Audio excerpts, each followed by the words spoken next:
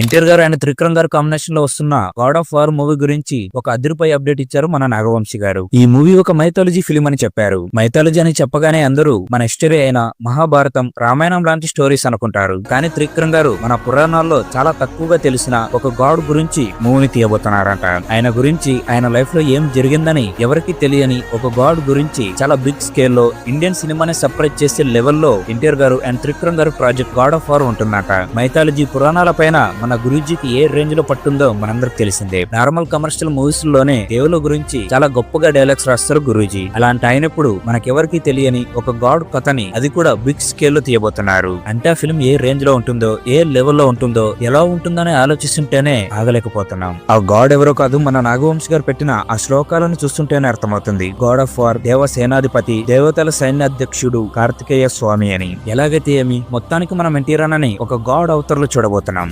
నాగవంశీ గారు పెట్టిన శ్లోకాలకి మీనింగ్ ఏంటో తెలుసుకోవాలని ఉంటే ఎన్టీఆర్ అని కామెంట్ చేయండి. నేను సపరేట్ గా దాని మీద ఒక వీడియో అయితే చేస్తా.